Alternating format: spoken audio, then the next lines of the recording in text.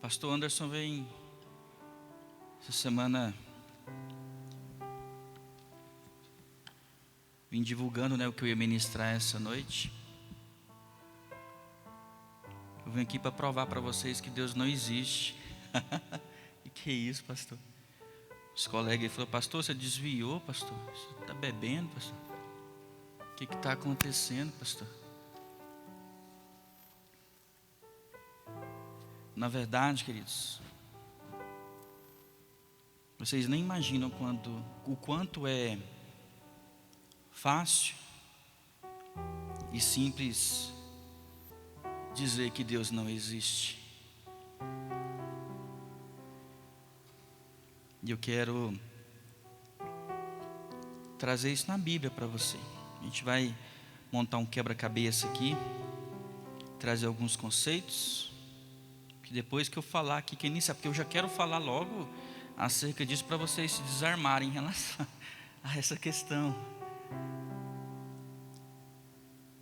E eu queria ler com vocês, eu queria que vocês prestassem bastante atenção, queridos, no que vai estar sendo ministrado aqui nessa noite.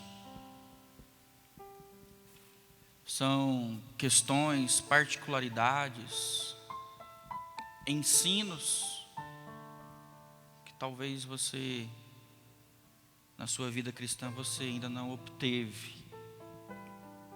E eu queria passar para vocês. Mas quando eu trouxer essas questões para vocês, vocês vão ver: poxa, por que eu nunca pensei por esse lado? Por que tanto tempo e eu deixei essas pérolas tão desapercebidas na minha rotina cristã? Eu queria que você abrisse sua Bíblia. Tiago, me ajuda por favor aí, querido, na projeção. No livro do Êxodo. Deus não existe. Pastor,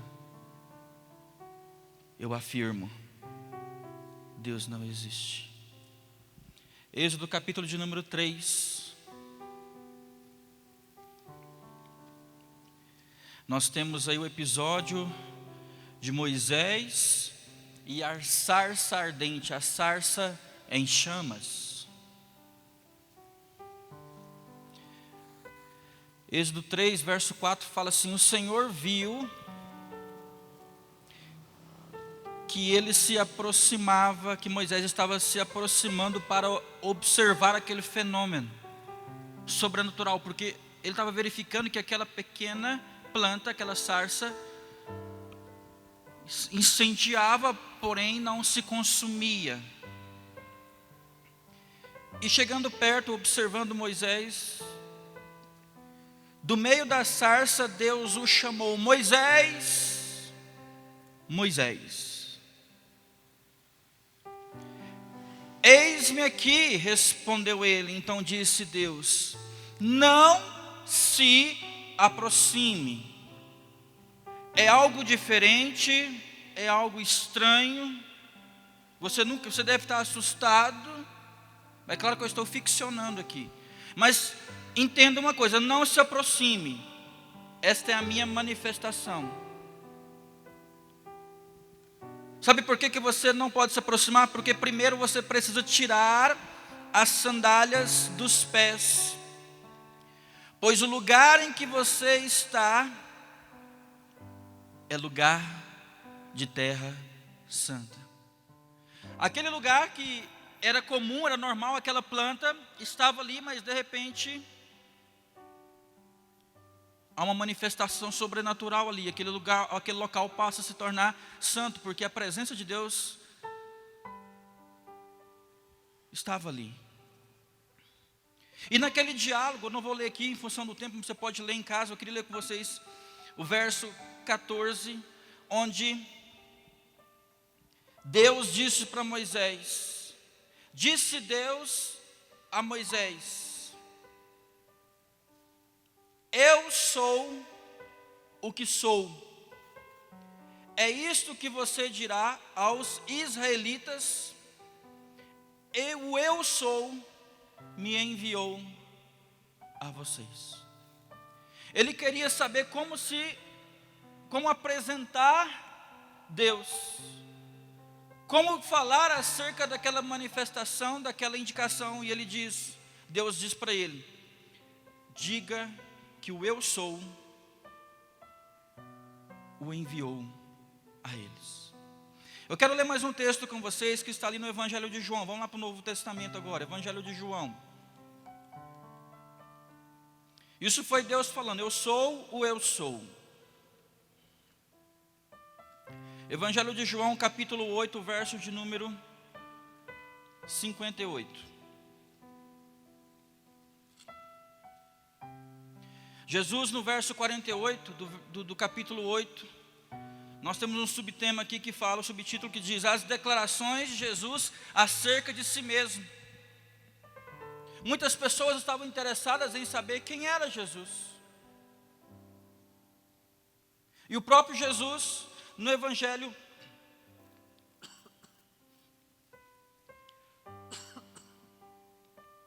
um pouquinho mais à frente, anterior, o próprio Deus, nós vamos chegar lá daqui a pouquinho, fala acerca de quem ele era em sua essência.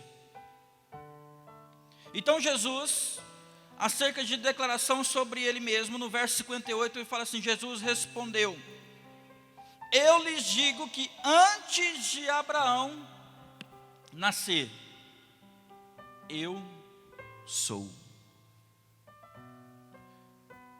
Deus se apresenta no Êxodo como eu sou. Jesus se apresenta no Evangelho de João, no Evangelho do seu discípulo amado, como o eu sou. No Evangelho de João ainda, no capítulo de número 14, o verso de número 9.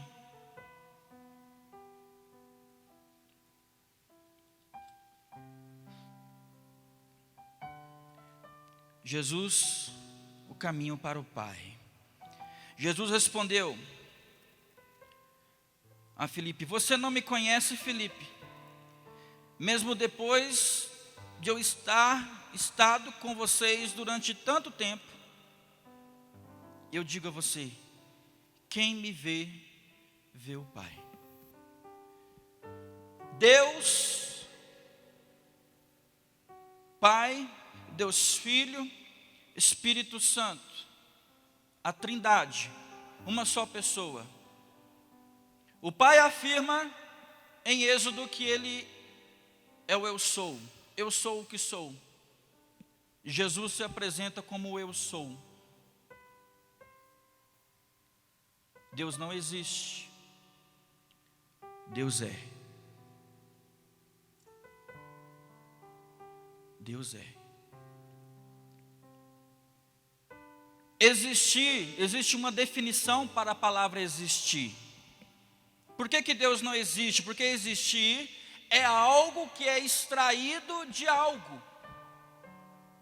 É algo que é extraído, retirado, modificado de algo existente.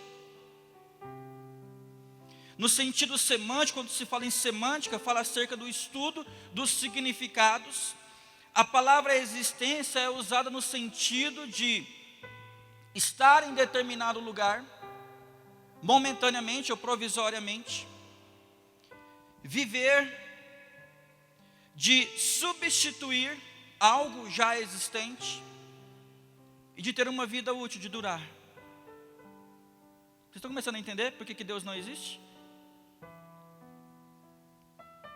A palavra existir do latim provém do sentido de sair de algo, ser extraído de algo, ser modificado através da matéria de algo já existente.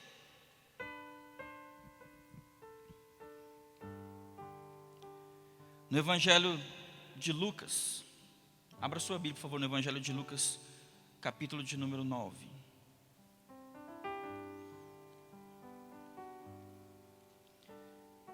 Lucas 9, verso 18.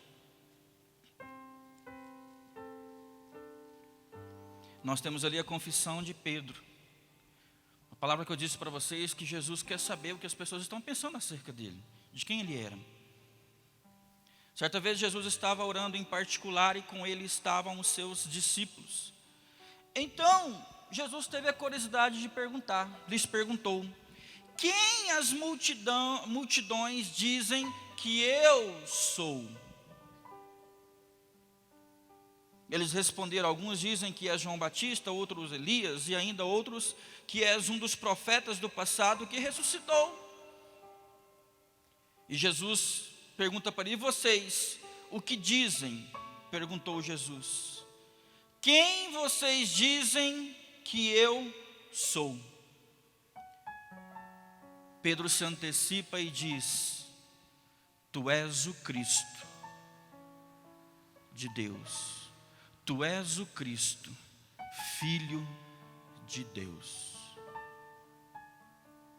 Sabe, queridos, por 7 vezes no Evangelho de João, Jesus fala que Ele é o eu sou.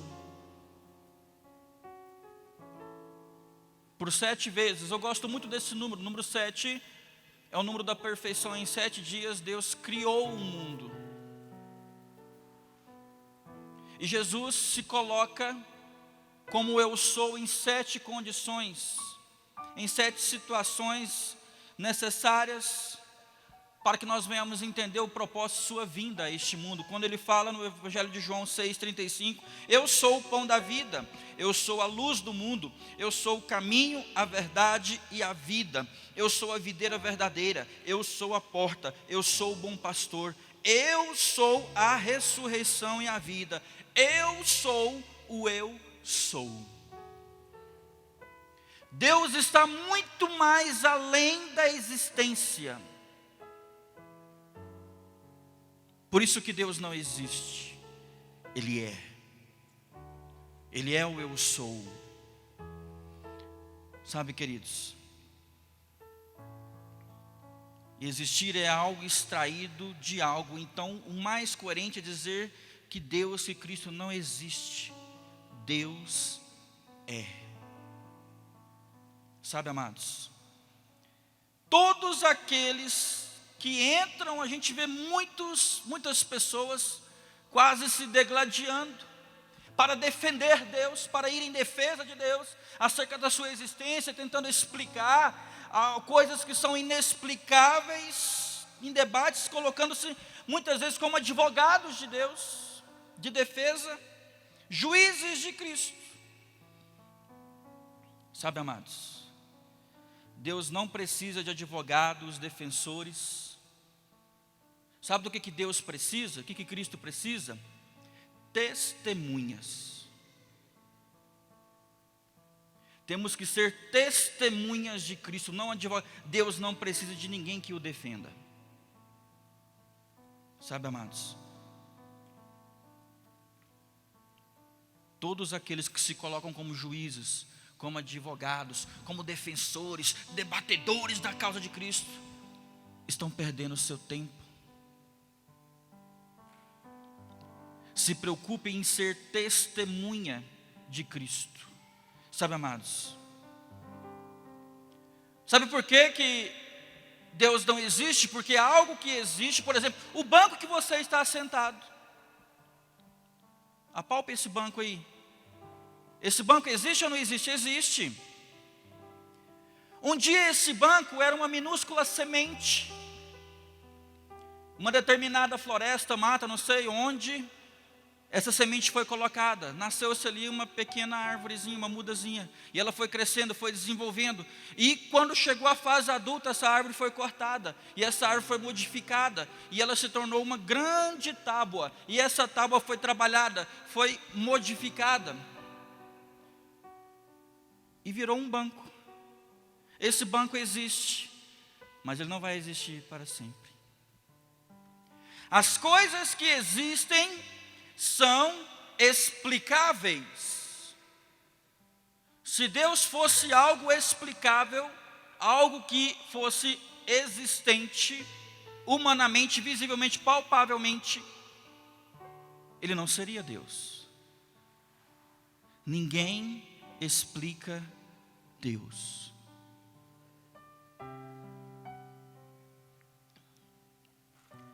E agora eu quero levar vocês uma viagem. Eu quero levar vocês à história de Cristo. Quero trazer à memória de vocês e acrescentar à memória de vocês algumas particularidades acerca de Cristo. Porque na verdade, eu inicio hoje, isso é só uma introdução. Deus colocou algo muito forte no meu coração. Quando eu terminei o seminário, há mais de quase 15 anos atrás, eu fiquei muito tempo, se eu não me engano, mais de ano, só pregando acerca de Cristo. Tão apaixonado que eu estava sobre as coisas de Cristo, sobre Cristo. E Deus colocou algo no meu coração: filho, leve a minha igreja, a minha história. Filho, leve a minha igreja, o meu coração. Muitos já esqueceram da história. Muitos já se desviaram no meio do caminho. E Deus colocou no meu coração trabalhar com vocês por um tempo, não sei por quanto tempo, os livros que estão, como se diz, no coração da palavra de Deus, que são os evangelhos. Que são os evangelhos que nos apresentam Jesus Cristo como homem e como Deus. Sem dúvida, Jesus Cristo é a pessoa mais importante da história de toda a humanidade. Jesus Cristo foi o homem mais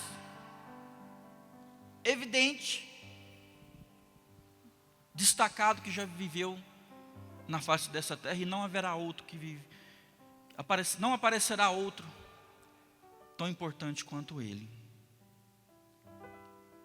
E a vinda desse homem a esse mundo dividiu a história da humanidade, dividiu a história secular em dois momentos, antes de Cristo e depois de Cristo. Seu nascimento deixou marca na história até os dias de hoje, amados. E não tem como se retirar essas marcas. Satanás pode se apresentar sobre muitos disfarces. E eu já vi o diabo de várias maneiras, amados. Já tive visões acerca do diabo. Em várias situações eu via. Quem conhece o meu testemunho sabe da minha infância, da minha adolescência, o que eu passei em casa, na época que meu pai não era ainda evangélico. E o demônio se apresentava, o demônio vinha para o nosso quarto, ficava lá, sentava do lado da minha cama lá, ficava me olhando, ficava rindo para mim, ficava puxando. Hoje a gente ri, né? Mas na época a gente dava umas tremidas, irmãos. A gente não tinha a maturidade que a gente tem hoje. Tamanha perturbação que o diabo fazia. E o diabo, ele aparece com muitos disfarces, até mesmo semelhante a Cristo. Eu sou o Cristo. Não, eu tenho poder, eu sou semelhante a Cristo. E no fim do mundo, diz a palavra de Deus, diz o Apocalipse, que Satanás aparecerá como benfeitor, como aquele que vai trazer a paz, vai praticar filantropia. Mas tem um detalhe: Satanás pode aparecer em várias características, de várias maneiras, com várias formas. Mas Satanás jamais vai aparecer com as marcas de Cristo, com os estigmas de Cristo. Aquelas marcas da cruz nas mãos de Cristo, a lança que o perfurou e seus pés perfurados. Satanás nunca irá aparecer assim. Só o Rei dos Reis, o Senhor dos Senhores, tem essa marca. Somente o amor celestial, o maior amor que esse mundo conheceu, a maior expressão de amor que já pisou na face dessa terra, pode mostrar para cada um de nós, se apresentar para cada um de nós e mostrar a maior dádiva de amor demonstrada em forma de estigmas, de marcas. Foi por vocês. Jesus não precisava passar por aquilo, mas foi o amor de Cristo. Sabe, queridos? Presta atenção no que eu vou dizer para vocês. Para a sua prática de vida, para as suas tomadas de decisões, o que eu vou dizer aqui é algo muito importante, talvez você nunca ouviu na sua vida. Só existem dois propósitos de vida, só existem duas maneiras, só existem, digamos assim, duas filosofias de vidas para serem vividas aqui. Quais são elas? Primeiro, uma é primeiro o banquete, é a pessoa viver, experimentar das delícias, não querer compromisso com as coisas de Deus, querer viver sua vida ao extremo, aproveitar ao máximo das delícias, dos prazeres deste mundo, todo aquele banquete, e depois experimentar uma terrível dor de cabeça, por causa das colheitas em função das escolhas erradas, decisões erradas, porque ele quis viver o banquete, as delícias, os manjares, os prazeres que esse mundo oferece, e isso posteriormente vai ocasionar nele uma terrível dor de cabeça, grandes problemas. Esse é um estilo de vida que a maioria escolhe. E o segundo estilo de vida que as pessoas menos escolhem é você escolher primeiro o jejum. É você escolher não estar associado com os prazeres deste mundo, é você renunciar os prazeres, as satisfações deste mundo. É você saber que isso está disponível para você, mas você fez uma escolha. Eu escolho o jejum neste mundo, porque eu quero experimentar de um grande banquete lá no final. E esse grande banquete é de ordem espiritual, irmãos. Nada neste mundo se compara, nada nesse mundo é tão perfeito, apresentável, do que aquilo que Jesus Cristo está guardando para cada um de nós na eternidade. Qual estilo de vida você tem escolhido, amados? O dos banquetes aqui, momentâneos, prazeres nesse movimento da vida, ou você já está em jejum tem muito tempo, ou seja, eu não quero os prazeres deste mundo, eu escolho as coisas de Deus, eu escolho as coisas simples de Deus. Prazeres adiados, embalados pelo sacrifício, sempre são mais doces e duradouros.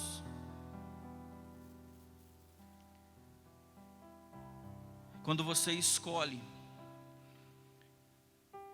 deixando as coisas do mundo, vivendo a vontade de Deus, fazendo a sua vontade, seguindo a proposta bíblica, obedecendo a Deus, sendo fiel a Deus, sendo fiel a quem Deus colocou do seu lado, fazendo o que agrada o coração de Deus, irmãos, e tudo isso vai ser feito com muito sacrifício, porém, as recompensas são muito mais doces e duradouras. Vocês estão me entendendo? Diga amém. Eu, há muito tempo na minha vida, eu escolhi Deus. Eu escolhi Deus. Eu escolhi o jejum dos prazeres e dos benefícios que esse mundo pode nos ofertar. Sabe, queridos, o cristianismo que nós vivemos, diferente de todas as religiões do mundo, começa com catástrofe e derrota. Como é isso, pastor? Porque o cristianismo começa com a cruz. Quando você chega numa determinada igreja, muitas igrejas, você chega e você vai ver uma cruz. O símbolo do cristianismo, quando você vai apresentar Cristo para alguém, você primeiro apresenta a cruz.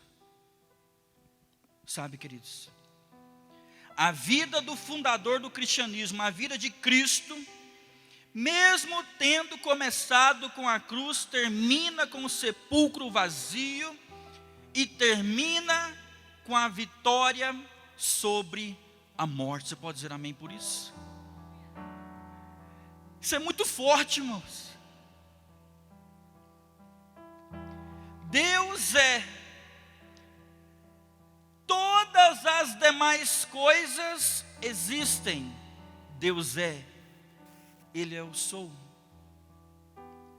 Os planetas que existem aí, que a ciência aí fica estudando, as estrelas, a Lua, o planeta Terra, tudo que tem no planeta Terra, tudo que produz vida, tudo que tem fôlego de vida, tudo isso apenas existe. O Sol apenas existe. Deus é. Todo esse pacote de coisas, Deus está muito além de todas essas coisas. Aí você olha para você.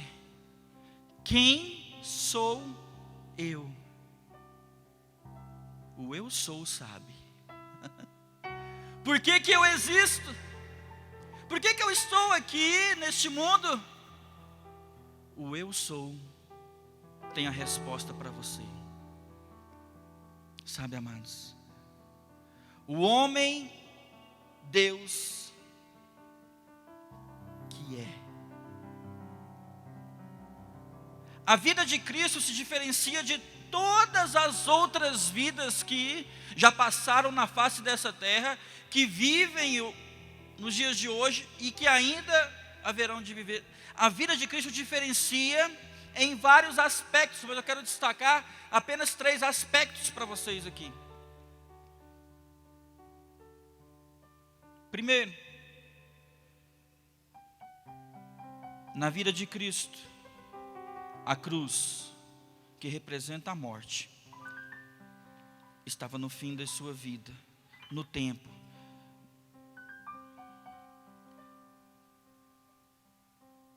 Ela não estava no início da sua vida, mas no início, na intenção, no propósito de sua vinda.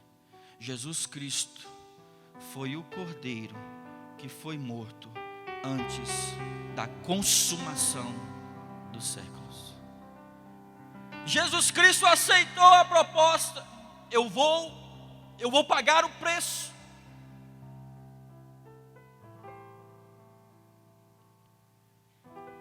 Segundo, assim como o homem não provém inteiramente da natureza, ou seja, eu fui gerado pelo meu pai e pela minha mãe, concepção. Mas tem algo em mim que não é humano, que não é matéria, é imaterial. O ser humano é o único ser vivente que possui alma. Os animais não possuem alma. Nós possuímos uma mente, nós somos seres relacionais, imagem e semelhança de Deus, relacionais. Os animais não se relacionam, eles se comunicam por instinto, por sinais. E da mesma maneira que nós não, na nossa totalidade, não provemos inteiramente da natureza, porque nós temos mente, nós temos alma, assim também Cristo não provém inteiramente da humanidade. Porque Ele veio a este mundo, se encarnou, o Verbo se fez carne, habitou entre nós. Mas Ele ainda permaneceu sendo Deus, o Yeshua. Ele continuou sendo o Eu Sou, mesmo tendo aquele corpo que tanto padeceu, que sofreu. O Eu Sou que estava antes da criação de todas as coisas, todos os seres viventes do mundo, agora está aqui, limitado a esse corpo. Terceiro, Jesus Cristo foi a única pessoa que teve sua vida detalhadamente pré-anunciada. Como assim, pastor? Jesus Cristo foi o único homem na face dessa terra que teve a sua vida que foi pré-anunciada. Como assim, pastor? A história está repleta de homens que dizem, que diziam terem vindo de Deus. Não, Deus me enviou, eu sou Deus, eu sou santo.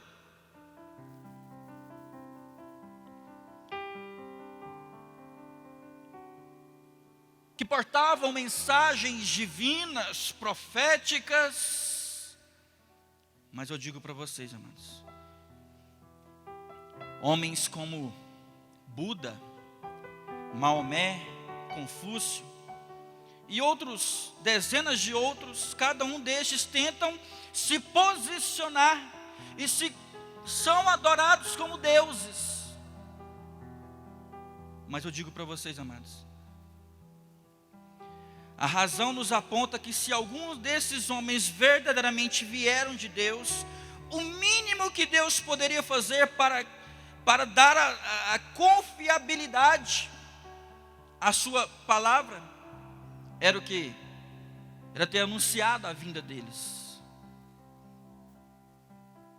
Nenhum desses homens, nenhum desses deuses, com D minúsculo, foram pré-anunciados. Em relação a você, que registros havia antes do seu nascimento? Qual o registro, Fausto, que havia sobre você quando você nasceu? Vamos supor, nasceu no hospital. Não, quem vai estar chegando aí agora vai ser o Fausto, eu já estou aqui, tá, ele vai ser isso, tal, Nada, irmãos. Nenhum registro nosso. Mas teve um homem que quando chegou a este mundo, mudou a história de toda a humanidade, porque a sua vinda foi pré-anunciada, amados. Com Cristo foi diferente, porque nós temos as profecias do Antigo Testamento. Sua vinda já era esperada, a única pessoa da história humana, na história de todo o universo, não terá outro, que foi pré-anunciado em sua vinda. Registros na palavra de Deus, na história, nas gerações, todos aguardavam o Messias pré-anunciado. Sabe por quê? Porque Deus não existe, Ele é. Deus está acima de toda e qualquer possibilidade de algo ser, essência explicável. Deus é. Ele é o eu sou. Ele é o soberano. Os outros deuses simplesmente vieram e disseram: eis-me aqui, olha, acreditem em mim, eu escrevi algumas coisas aqui, leiam acerca de mim, não sei o que, papapá. Acreditem em mim. Mas na verdade, estes eram apenas homens entre homens. Apenas o eu sou, apenas Jesus pôde dizer: buscai nos escritos do povo judeu, verifique na lei, buscai-me nas histórias dos teus antepassados. Eu estou na boca profética dos profetas. Certifiquem-se de quem eu sou antes de eu vir. Eu sou. Esse é o Deus que nós servimos, amados. A vida de Jesus, presta atenção. A sua vida foi uma vida que foi vivida de trás para frente. Ninguém teve uma vida vivida de trás para frente. Como é isso, pastor?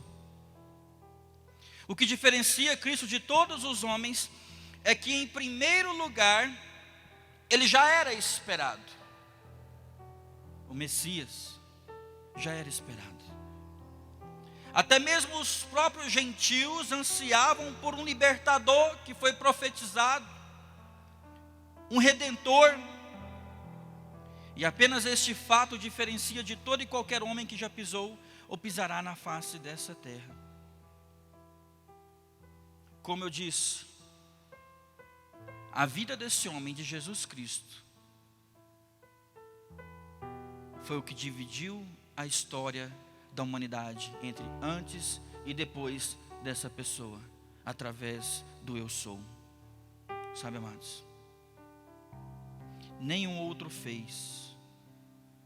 Um fato marcante que o diferencia é que, presta atenção, qualquer outra pessoa que já veio a este mundo, ele vem para viver. Jesus já veio a este mundo com uma sentença de morte. A Jair e Sara estão esperando o seu primeiro filho. Querem que essa criança venha nascer saudável, que seja um varão, que venha viver, ser saudável. Jesus Cristo já veio a este mundo, à existência, para morrer.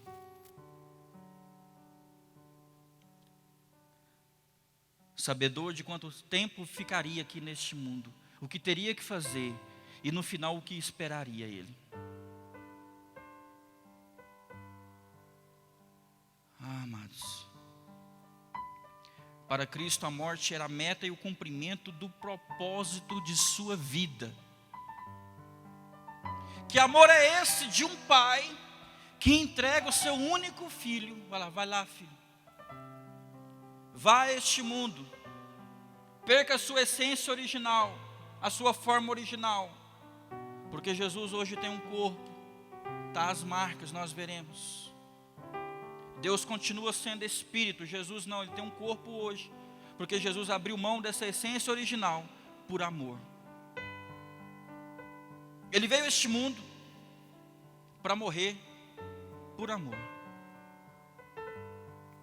Qual pai hoje entregaria o seu filho para morrer em favor de alguém? Sabe, amados? Jesus Cristo veio a este mundo para conquistar uma coroa.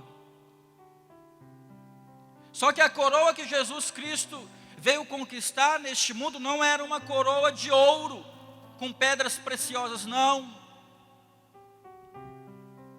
A coroa que Jesus Cristo veio receber é uma coroa de espinhos. Jesus Cristo já veio a esse mundo sentenciado à cruz, a pior morte de toda aquela época, a morte que era destinada aos piores malfeitores daquela época. Jesus Cristo foi pendurado em uma cruz. Sabe, amados? A história de toda a vida humana começa com o nascimento e termina com a morte. Em Cristo a morte veio primeiro e a vida por último. Jesus Cristo experimentou, lembra daquela filosofia de vida, propósito de vida? A primeiro propósito, onde você tem os banquetes, as delícias, os prazeres, experimenta e depois você tem uma terrível dor de cabeça, porque você começa a colher as suas decisões, ações desastrosas que você fez aqui, você começa a colher e você pode ainda não herdar a salvação, não ir para o céu, porque seu estilo de vida foi um estilo de vida devasso. Jesus Cristo tinha toda a glória, tudo perfeitamente agradável. Na eternidade ele abre mão de tudo isso, vem aqui e vive uma vida humilde, de simplicidade, uma vida de jejum. Vai para a cruz e vence o último inimigo a ser vencido, que é a morte.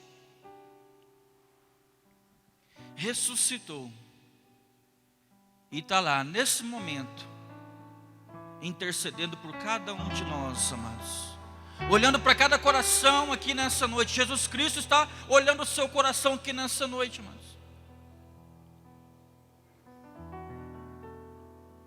A vida de Cristo foi a única vida vivida até hoje, de trás para frente. Jesus quebra os paradigmas, quebra todas as instruções para mostrar que Ele é o eu sou. Ele está além da existência. Deus não é algo explicável, é algo para ser percebido, sentido.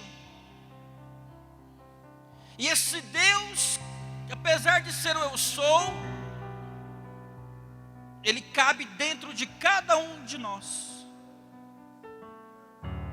Você não precisa ir a lugares tão distantes para encontrar com Deus. Olhe para si, olhe para dentro de si. Nós somos templo do Espírito Santo. Converse com Deus, converse consigo mesmo. Deus quer te ouvir.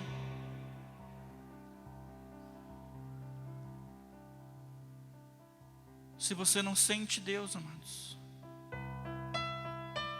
é porque Ele está esperando você dizer: Senhor, a casa está limpa, a casa é sua. Esta casa aqui não é minha, essa casa é do Senhor. Vem.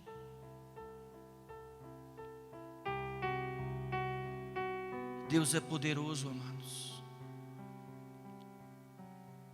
Você pode pensar assim: mas o diabo é muito poderoso.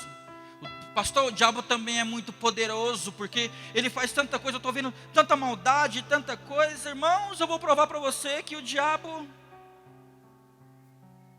é uma formiguinha para um adulto, em termos de proporção de poder e força. Abra sua Bíblia no Apocalipse capítulo número 20, nós já vamos encerrar com esse versículo. Apocalipse capítulo de número 20. Você deve pensar assim: nossa, Satanás vai ter que ser necessário o próprio Deus, o próprio Cristo descer do céu para poder aprisioná-lo, prendê-lo, levá-lo cativo ao inferno. Ele é muito poderoso, Satanás é muito poderoso. A gente maximiza demais o poder de Satanás e minimiza demais as ações, as intenções de Deus para conosco. Apocalipse capítulo de número 20. Os 1000 anos, o milênio que nós vamos viver com Deus. Diz assim: vi descer dos céus um anjo. Diga assim comigo: um anjo. Apenas um anjo. Diga: apenas um anjo. Que trazia na mão a chave do abismo e uma grande corrente. E ele prendeu o dragão, a antiga serpente, que é o diabo, Satanás, e o acorrentou por 1000 anos, lançou-o no abismo, fechou e pôs um selo sobre ele, para assim impedi-lo de enganar as nações, até que terminassem os 1000 anos. Satanás será preso por apenas um anjo. Olha o poder de Deus. Deus está acima de todas as coisas. Deus é o eu sou. Um anjo vai pegar uma corrente, vai lá e vai prender Satanás, irmão. Quantas legiões de anjos não existem? Satanás não tem poder na vida daquele que está habilitado, reconhecido como um servo autêntico de Deus, irmão. Se você está em Deus, se você está no eu sou, não temas. Não temas. Só teme quem não está no eu sou, quem não conhece o Deus que serve. Pare de crer nas coisas que existem. Pare de crer num Deus que existe, ficar imaginando Deus como um Senhor, um velhinho sentado lá, já de idade no trono. Não, Deus é inexplicável, amados. Apenas sinta Deus, reconheça Deus, clame a Deus, chame a Ele.